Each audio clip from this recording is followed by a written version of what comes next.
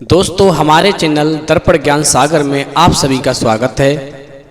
मित्रों, मैं आज आपके लिए एक ऐसी कहानी लेकर आया हूं जो आपके दिल को छू लेगी। इस कहानी में आप समझेंगे कि एक स्त्री के चरित्र की पहचान कैसे करें, कौन से लोग भरोसे के काबिल नहीं होते और कौन सी स्त्री मरते दम तक अपने पति को धोखा नहीं देती। राजा भोज तोता कैसे बने और शिव पार्वती ने राजा भोज का घमंड कैसे तोड़ा। तो आप हमारी कहानी में खो जाएं, उससे पहले आप हमारे चैनल को सब्सक्राइब अवश्य कर लें और कहानी के अंत तक बने रहें। तो आइए मित्रों, कहानी शुरू करते हैं। देखिए, राजा भोज 14 विद्या निदान राजा थे, जो उस समय समग्र राजाओं में सबसे बुद्धिमान शासक थे। 14 विद्याओं ने राजा भोज की एक अलग ही छवि पूरे संसार में बना दी थी, जिसका उन्हें हमेशा ही घमंड रहता था, क्योंकि वह समझते थे कि 14 विद्या सीखने के बाद में विश्व में कोई ऐसी चीज़ नहीं जो उन्हें बुद्धिमत्ता में हरा सके। लेकिन मित्रों, ये कारनामा एक बाजीगर ने करके दिखाया कि राजा भोज की 14 विद्याओं का घमंड उसने चकनाचूर कर दिया। अब ये सब कैसे हुआ, कहानी आगे सुनते हैं। एक बार एक बाजीगर और एक बाजीगरनी राजा भोज की नगरी में खेल दिखाने आए, तो बाजीगर ने वहाँ मौजूद लोगों से उसका खेल देखने के लिए आग्रह किया। लोगों ने बाजीगर से कहा, भाई हम तो तुम्हारा खेल देखना चाहते हैं, लेकिन हम तुम्हें उसके बदले में भिक्षा नहीं दे सकते, क्योंकि हमारे पास इतना देने के लिए नहीं है। तुम एक काम करो, तुम राजा के महल चलो। अगर राजा को तुम्हारा खेल पसंद आया तो वो तुम्हें भारी इनाम देंगे। फिर बाजीगर ने कहा, चलो ठीक है, बहुत सुना है राजा भोज के बारे में, मेरी भी बड़ी दिल की तमन्ना थी कि उनसे मुलाकात हो जाए, और अब मैं यहाँ पर आ ही गया हूँ, तो चलो उनके सामने ही अपनी कला का प्रदर्शन करूँगा। अब इस प्रकार बाजीगर अपनी पत्नी के साथ में राजा भोज के महल पहुँच गया, लेकिन वहाँ द्वारपालों ने उसे बताया कि अभी महाराज किसी कार्य में व्यस्त हैं, तुम थोड़ी देर इंतजार करो। तो बाजीगर अपनी पत्नी के साथ वहीं बैठ गया और राजा का कार्य से मुक्त होने का इंतजार करता रहा। आखिरकार लंबे समय के बाद राजा भोज बाहर आए। राजा को देखते ही बाजीगर प्रसन्नता से शीघ्र ही खड़ा हुआ और राजा भोज के पास जा पहुंचा और हाथ जोड़कर बोला, महाराज, मैं एक छोटा सा बाजीगर हूँ, गांव-गांव घूम कर के अपनी कला का प्रदर्शन करता हूँ। मेरी बड़ी दिनों से तमन्ना थी कि कभी आपके सामने अपनी कला का प्रदर्शन करूँ, इसलिए आज मैं आपकी नगरी में आया हूँ। मित्रों, बाजीगर की बात सुनकर के राजा घमंड में बोला, अरे बाजीगर, तू क्या मुझे अपनी कला दिखाएगा? मैं 14 विद्या निधान राजा हूँ, मेरे आगे बड़े से बड़ा ज्ञान भी पस्त हो जाता है, और तू तो एक छोटा सा बाजीगर है। भला तू मुझे यहाँ पर क्या रोमांचित करेगा? फिर राजा भोज की बात सुनकर के बाजीगर कहता है, महाराज, मैं एक छोटा सा बाजीगर अवश्य हूँ, किंतु मेरी कला छोटी नहीं है। मैं आपसे विनती करता हूँ, केवल एक बार मेरा खेल देख लीजिए। मित्रों, बाजीगर की यूं ही बार बार विनती करने पर राजा भोज ने हामी भर दी और बोले, चलो ठीक है, यदि तुम्हारी इच्छा ज़्यादा है तो चलो तुम अपना खेल दिखाओ, यदि मैं नहीं तो मेरी प्रजा ही खुश हो जाएगी। मित्रों, इस प्रकार जब बाजीगर ने अपना खेल प्रारंभ किया तो वहाँ राजा के साथ में उनकी रानियां, मंत्रीगण और समस्त प्रजा भी आ गई। बाजीगर ने अपने थैले से एक रस्सी निकाली और उसे आकाश की ओर फेंका। फिर तो फेंकने के साथ ही वो रस्सी लंबी होती चली गई और आकाश में जाकर कहीं अटक गई। वहाँ पर मौजूद सभी लोग इस छोटे से नमूने को देख कर के बड़े हैरान हो गए। खुद राजा भी सोचने लगे कि रस्सी तो फेंकी छोटी थी, मगर इतनी लंबी कैसे हो गई कि रस्सी आकाश में पहुँच गई। अब बाजीगर उस रस्सी को जोर जोर से खींचने लगा, लेकिन रस्सी इस कदर फंस गई कि उसे खींच पाना बहुत ही मुश्किल था। फिर बाजीगर राजा भोज से बोला, महाराज क्षमा करें, मुझे खेल थोड़ी देर के लिए अधूरा छोड़ना पड़ेगा, क्योंकि मुझे ऊपर से देवताओं का संदेश आया है कि ब्रह्मा, विष्णु और महेश में भयंकर युद्ध छिड़ गया है, जिसे शांत कराने के लिए मुझे वहां पर जाना होगा। मित्रों, बाजीगर के मुख से ऐसे कथन सुनकर के सारी प्रजा और राजा भोज दुविधा में फंस गए। सभी मन ही मन में सोचने लगे कि ऊपर देवता की लड़ाई हो रही है और उसे छुड़वाने के लिए उन्होंने इस बाजीगर को याद किया है। क्या ऐसा हो सकता है? राजा भोज ने हैरियत में अपना सिर हिलाया और बोले, ठीक है बाजीगर, पहले तुम देवताओं का युद्ध छुड़वा कर आओ। लेकिन जाने से पहले बाजीगर ने राजा के सामने एक शर्त रखी। मित्रों, बाजीगर ने राजा भोज से कहा, महाराज मेरी एक शर्त है कि जब तक मैं देवताओं का युद्ध शांत कराकर वापस नहीं आ जाता, मेरी बाजीगरनी तब तक आपके पास सुरक्षित रहेगी। इसकी जिम्मेदारी मैं आपके ऊपर छोड़कर जा रहा हूँ और वापस आते ही मैं सबसे पहले अपनी पत्नी मांगूंगा। मित्रों, बाजीगर की बात सुनकर के एक बार तो राजा सोच में पड़ गए कि ऐसी कौन सी दुविधा आने वाली है जो इस बाजीगर ने ये शर्त मेरे सामने रखी है। भला इसकी पत्नी को यहाँ से कौन ले जाएगा? मगर राजा भोज ने कहा, ठीक है, मुझे तुम्हारी शर्त मंजूर है। जब तक तुम नहीं आते तुम्हारी पत्नी मेरे पास सुरक्षित रहेगी। मित्रों, फिर जैसे ही राजा ने शर्त मंजूर की तो बाजीगर ने रस्सी पर चढ़ना शुरू कर दिया जो आकाश में जा रही थी। सभी की निगाह बाजीगर पर टिकी थी। जैसे जैसे वो चढ़ता गया उसका आकार छोटा होता गया। एक समय ऐसा आया कि जब वो बाजीगर बादलों में अदृश्य हो गया। अब बाजीगर को गए हुए काफ़ी समय हो गया था। वहाँ पर मौजूद सभी जन और राजा भोज बाजीगर के आने की प्रतीक्षा कर रहे थे। लेकिन थोड़ी देर के बाद में वहाँ पर मौजूद सभी लोगों ने एक नज़ारा देखा जो कल्पना के परे था और लोगों में एक रहस्यमयी सवाल बन गया था। उन्होंने देखा आकाश से बाजीगर का एक कटा हुआ पैर आकर जमीन पर गिरा। मित्रों, इस प्रकार कटा पैर देख कर के सभी वहाँ पर सुन्न पड़ गए। सभी की आंखें फटी की फटी रह गईं। इतने में ही बाजीगर का दूसरा पैर जमीन पर आ गिरा।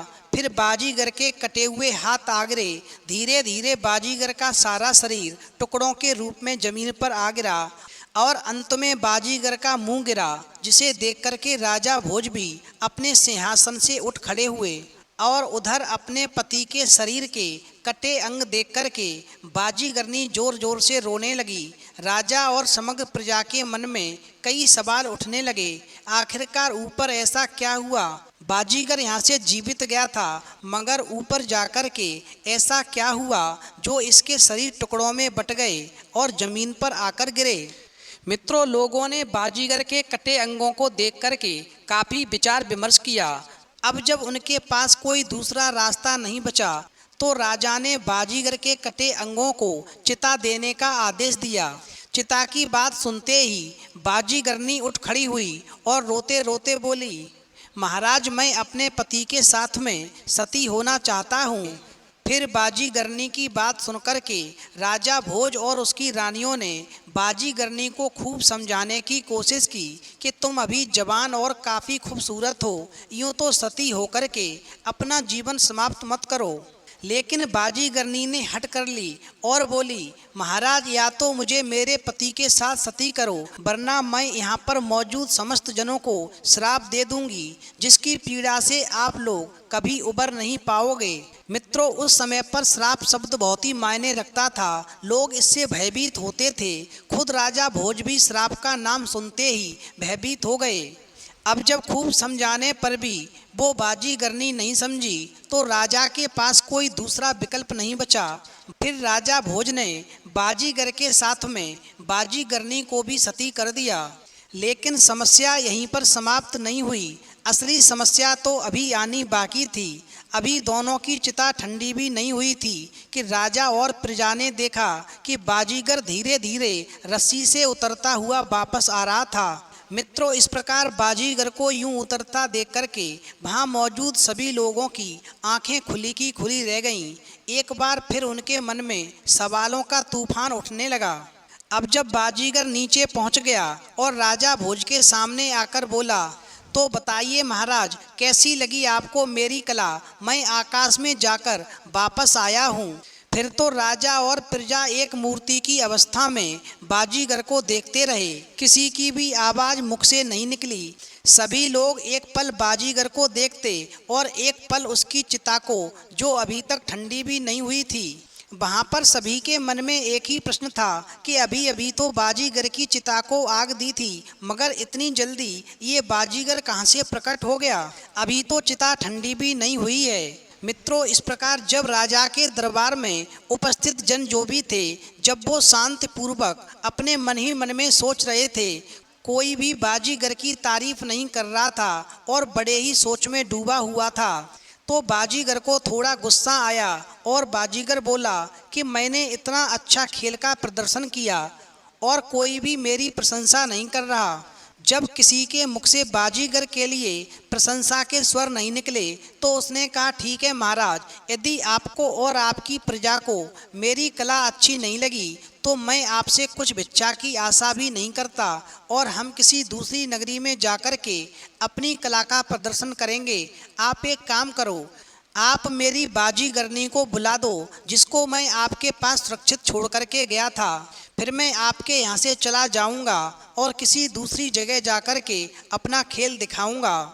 मित्रों, इस प्रकार बाजीगर की बात को सुनकर के राजा भोज एक पत्थर की मूर्ति की तरह बाजीगर को देखते रहे। बाजीगर अपनी पत्नी को ढूंढने लगा, लेकिन जब काफ़ी ढूंढने पर भी वो नहीं मिली तो बाजीगर ने क्रोध में आकर के राजा भोज पर कलंक लगाना शुरू कर दिया। अब राजा को अपनी चुप्पी तोड़नी पड़ी, क्योंकि कोई भी राजा अपने ऊपर यूं ही लालछन लगते हुए कभी नहीं देख सकता है। तो राजा भोज कहने लगे, तुम्हारी पत्नी तो तुम्हारे साथ सती हो गई। और ऐसा कहकर के राजा भोज ने बाजीगर को उसके जाने के बाद सारी कहानी बताई। तो बाजीगर कहने लगा, महाराज, आप एक कपटी और झूठे राजा हैं, जरूर आपने ही मेरी पत्नी को कहीं छुपा दिया होगा। तो राजा भोज कहने लगे, भला मैं तुम्हारी पत्नी को क्यों छुपाऊंगा? तो बाजीगर कहने लगा, क्योंकि आप मेरी पत्नी को अपनी रानी बनाना चाहते हैं, क्योंकि मेरी बाजीगरनी जैसी सुंदर और रूपवती स्त्री इस पूरे संसार में नहीं है, नहीं आपकी कोई रानी इतनी सुंदर है, आप एक चरित्रहीन राजा हैं। मित्रों, इस प्रकार सारी प्रजा सुन्न होकर बैठी रही। राजा भोज ने उसे बार बार समझाने की कोशिश की कि मेरा विश्वास करो, मैंने तुम्हारी पत्नी को कहीं नहीं छुपाया, वो तुम्हारे साथ सती हुई है। अब तुम अचानक आकर के अपनी पत्नी मांगोगे तो मैं कहाँ से लाकर दूंगा? फिर बाजीगर कहता है, मैं नहीं जानता था कि एक 14 विद्या निदान राजा भी इस कदर झूठ बोल सकता है। मैं स्वयं आपके सामने जिंदा खड़ा हूँ तो मेरी पत्नी सती कैसे हो सकती है? या फिर आपके मन में कपट आ गया? मेरे जाते वक्त आपने मेरी शर्त के अनुसार मुझे वचन दिया था कि जब तक मैं नहीं आता आप मेरी पत्नी को सुरक्षित रखेंगे, और अब जब मैं अपनी पत्नी आपसे वापस मांग रहा हूँ तो आप नाटक कर रहे हैं। मुझे आपसे कुछ भी भिक्षा या दान नहीं चाहिए, आप केवल मेरी पत्नी मुझे लौटा दीजिए। मित्रों, इस प्रकार बाजीगर की बात सुनकर के राजा भोज कहने लगे, बाजीगर, तुम्हें जो सजा मुझे देनी है तुम मुझे दे सकते हो, किंतु मैं मरे हुए प्राणी को जिंदा नहीं कर सकता।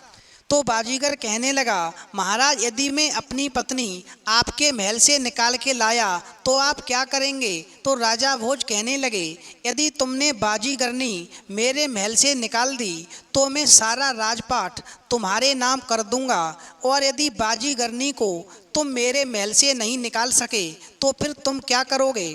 तो बाजीगर कहने लगा, महाराज, यदि मैं अपनी बाजीगरनी को आपके महल से नहीं निकाल सका तो जितना राजपाट आपका है इससे दुगना मैं आपको दूंगा।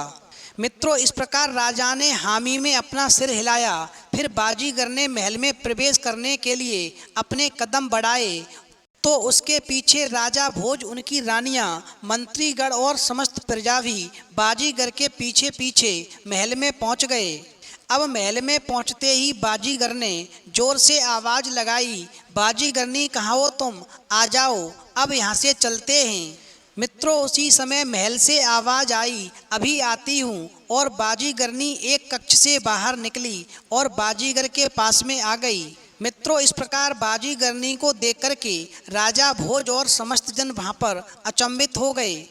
आज मानो सबके लिए एक ऐसा दिन था जहां सबके सामने सवालों का एक पहाड़ खड़ा हुआ था, लेकिन जवाब का एक कण भी नहीं दिख रहा था।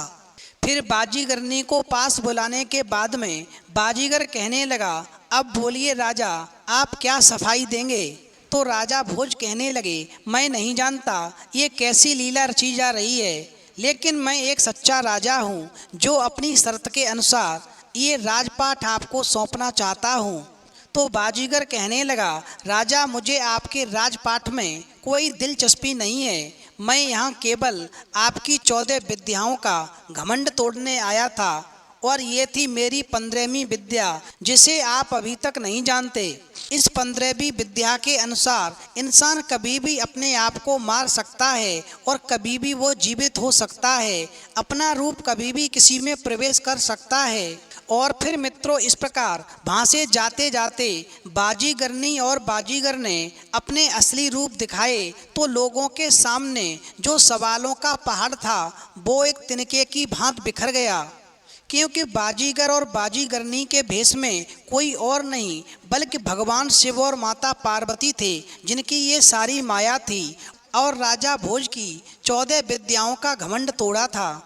मित्रों, इस प्रकार भगवान शिव और माता पार्वती के महल से जाने के बाद में राजा भोज गहन चिंतन में फंस जाते हैं कि वास्तव में 15वीं विद्या बहुत ही कमाल की है, जिसने मेरे घमंड को चकनाचूर करके रख दिया। अब राजा के आगे एक समस्या थी कि इस विद्या को कैसे सीखा जाए। फिर अचानक राजा को ख्याल आया कि भगवान शिव और माता पार्वती की कृपा से ही मैं इस विद्या को सीख सकता हूँ। और फिर वो राजा एकदम से अपनी गद्दी से खड़ा हुआ और भागते भागते महल के बाहर पहुँचा। फिर उस दिशा में अपने कदम बढ़ाए जहाँ से भगवान शिव और माता पार्वती जा रहे थे। मित्रों, इस प्रकार दूर से ही राजा को भगवान शिव और पार्वती नजर आ गए। फिर उनके पास जाते ही राजा भोज भगवान शिव और माता पार्वती के चरणों में गिर गए और बोले, हे कृपा निधान, आप मेरी समस्या का समाधान करके जाइए।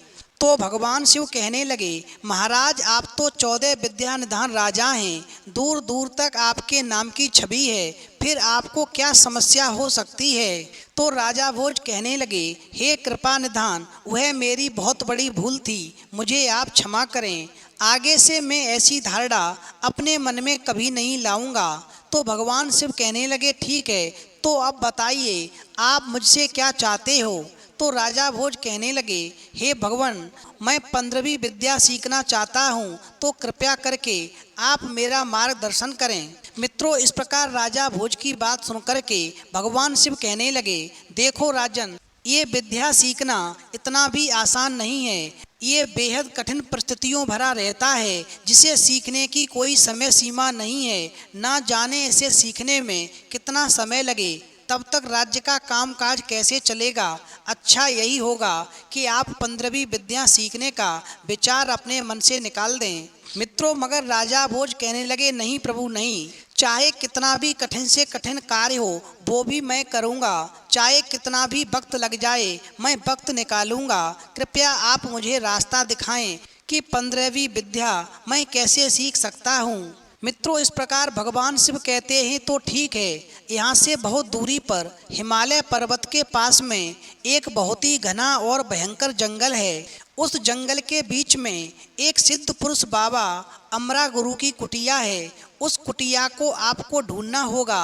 इस बात का ध्यान रखना, जंगल में घोड़ा नहीं जा सकता है। आपको घोड़ा जंगल के बाहर ही छोड़ना होगा और आगे का रास्ता पैदल ही तय करना होगा। जब तुम उस स्थान पर पहुंच जाओगे तो वहां पर तुम्हें अमरा गुरु तपस्या करते हुए मिलेंगे। आप उनके चरणों में जाकर गिर जाना और 15वीं विद्या सीखने का अनुरोध करना।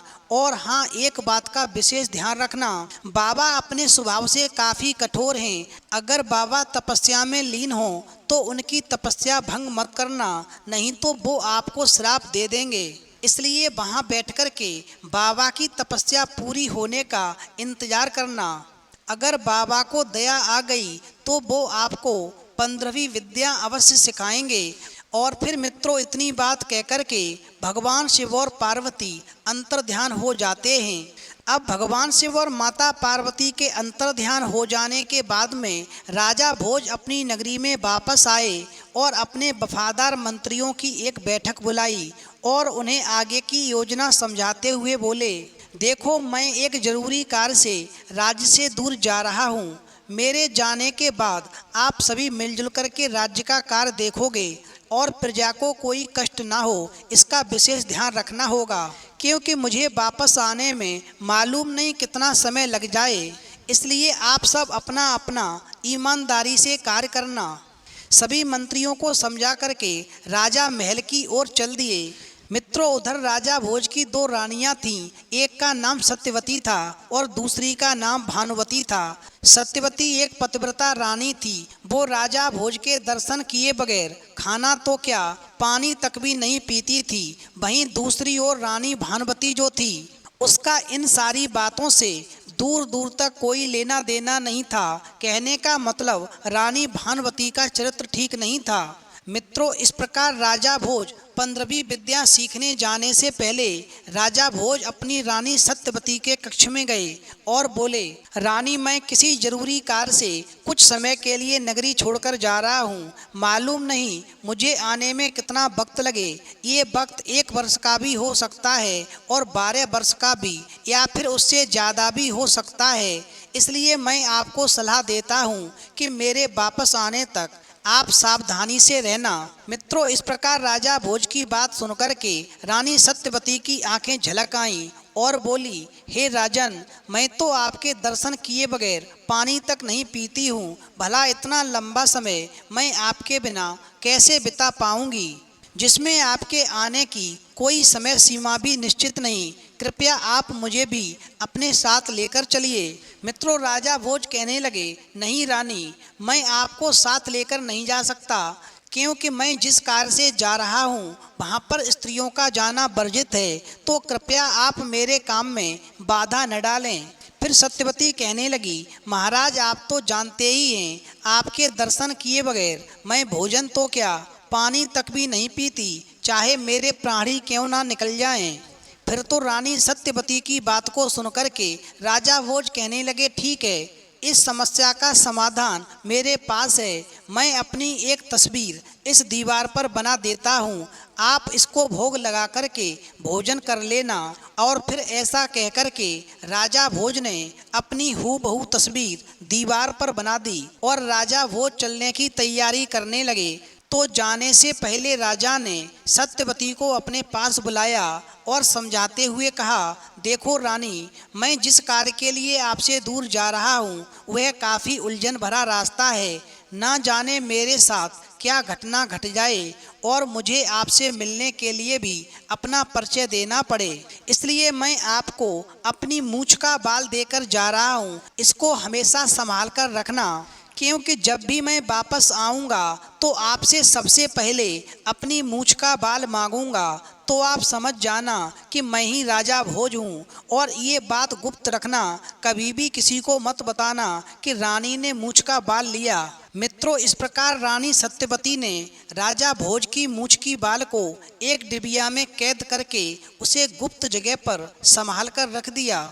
मित्रों, इस प्रकार राजा भोज 15वीं विद्या की खोज में अपनी यात्रा शुरू करने से पहले राजा ने अपने एक पुराने साथी एक नाई को बुलाने का आदेश दिया और फिर सैनिकों ने तुरंत ही नाई के पास जाकर के राजा की सूचना पहुंचाई। तो जैसे ही नाई को पता लगा कि उसे राजा भोज ने याद किया है, वो तुरंत ही राजा के पास दौड़ा चला आया और फिर राजा ने नाई को आगे की सारी योजना बताई और कहा, हमें कुछ वक्त के लिए राज्य से दूर जाना होगा, इसलिए आपको भी हमारे साथ चलना है। फिर नाई ने कहा, ठीक है महाराज, जैसी आपकी आज्ञा। मित्रों, इस प्रकार अब राजा ने 2 घोड़े मंगवाए और सफ़र का जरूरी सामान लेकर के हिमालय पर्वत की ओर अपनी यात्रा आरंभ की। मित्रों, इस प्रकार राजा भोज और नाई दिन में तो सफ़र करते और रास्ते में कोई नगरी आ जाती तो वहीं पर ठहर करके रात को विश्राम करते। नाई का काम था कि नगरी से बाजार में जाकर के सामान को लाना और खाना बना कर के राजा भोज को खिलाना। मित्रों, इस प्रकार रात और दिन चलते चलते काफ़ी दिन के बाद में राजा भोज और नाई उस जंगल के पास पहुंच गए। चूँकि घोड़ा अंदर नहीं जा सकते थे, इसलिए घोड़ों को राजा ने बाहर ही छोड़ दिया। और फिर राजा और नाई तलवार से जंगल में रास्ता बनाते हुए आगे बढ़े। आखिरकार इतनी लंबी यात्रा के बाद में राजा भोज बाबा अमरा गुरु की कुटिया ढूंढने में कामयाब हो गए। अब राजा भोज ने देखा कि कुटिया का द्रव्य काफ़ी सुनहरा था। बाबा की सुंदर कुटिया बनी थी। कुटिया के आसपास रंग बिरंगे फूल खिले हैं। मित्रों, इस प्रकार राजा भोज और नाई बाबा अमरा गुरु के सामने थोड़ी दूरी पर हाथ जोड़कर बैठ जाते हैं। लेकिन एक सप्ताह हो गया, बाबा तो आंखें ही खोलने का नाम नहीं लेते। तो राजा भोज ने कहा, जब तक बाबा आंखें नहीं खोलते हम आश्रम की साफ सफाई करेंगे। और फिर इस प्रकार राजा भोज और नाई आश्रम में काम करने लग गए और उन्होंने नए नए फूल ला कर के फुलवारी के रूप में कुटिया में लगाए। और इतना ही नहीं, जंगल से सूखी लकड़ी ला कर के काफ़ी संख्या में उस कुटिया के पास में इकट्ठी कर दी और फिर आराम से रहने लगे।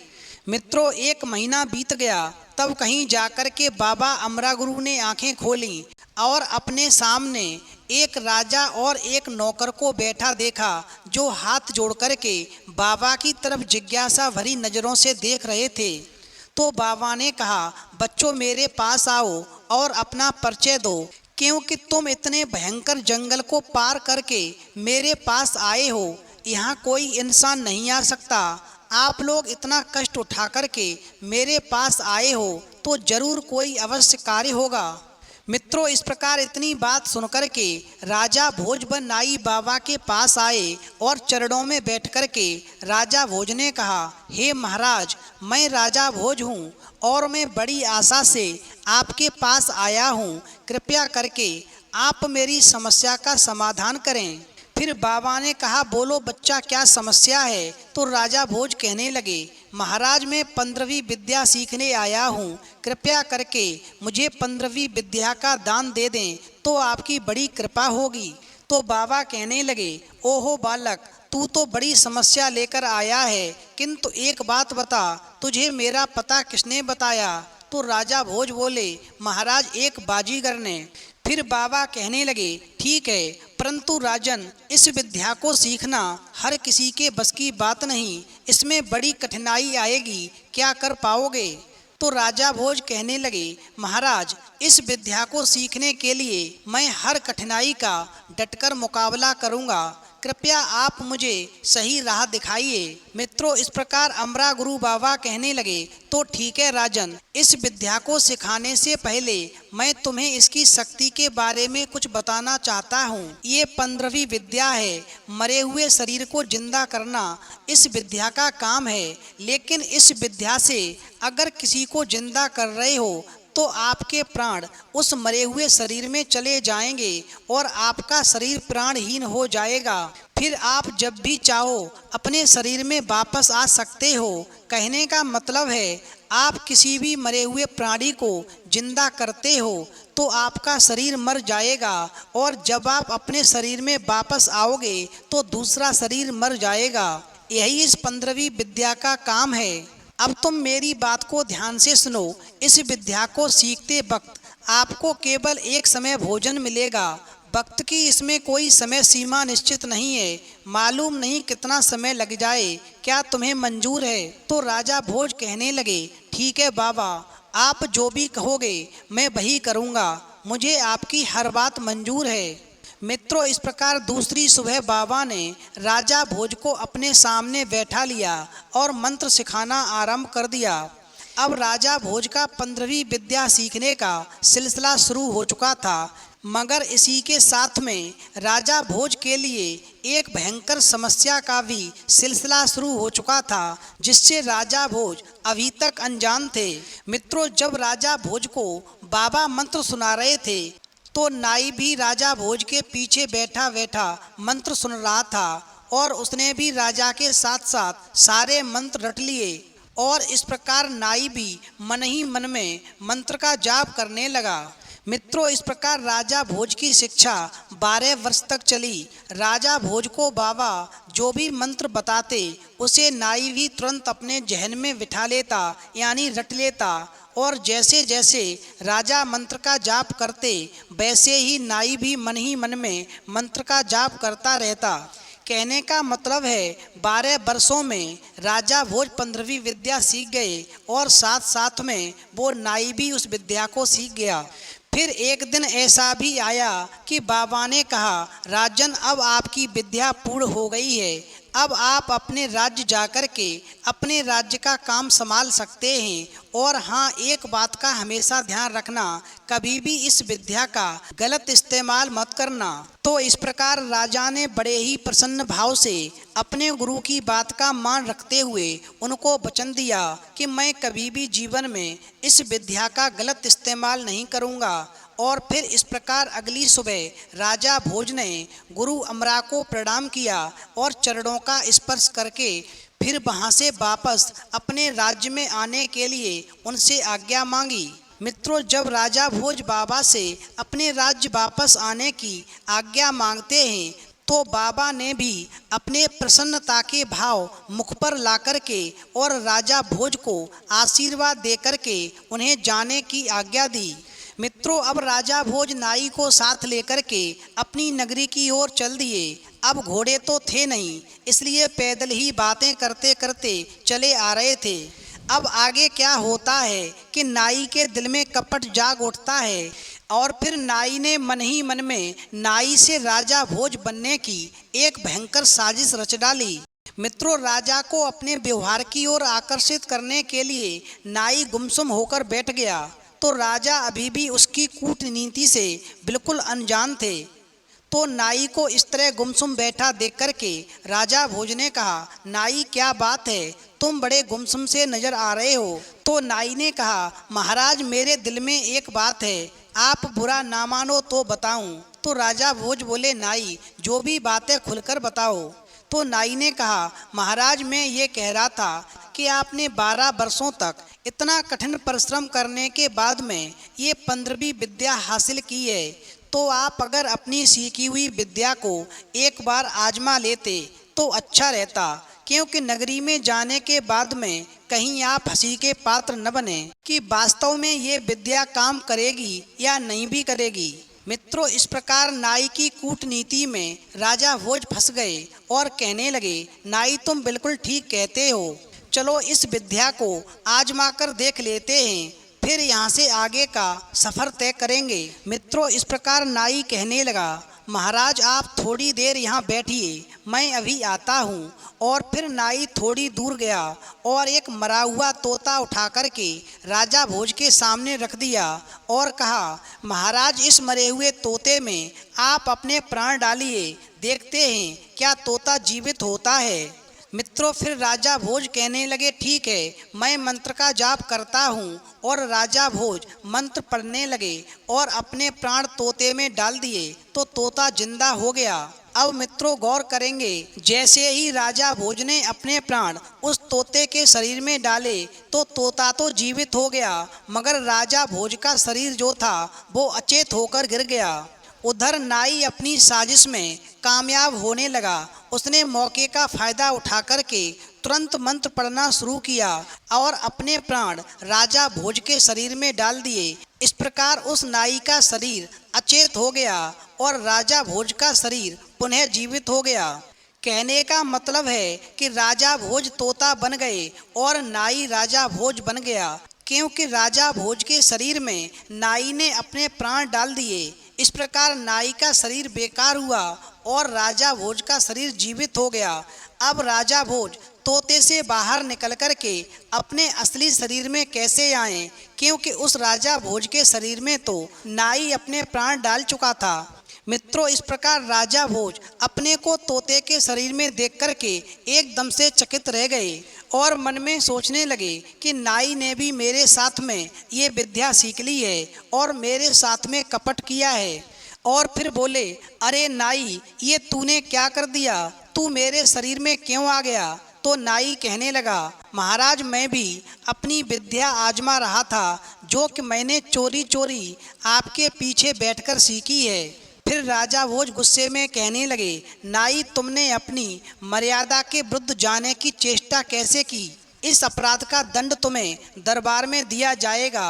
अब तू एक काम कर, अपने शरीर में वापस आ जा और मेरा शरीर खाली कर, ताकि मैं अपने शरीर में वापस आ सकूं। मित्रों, नाई कहने लगा, मैं आपको मूर्ख नजर आता हूं क्या, जो अपने शरीर में वापस जाऊंगा।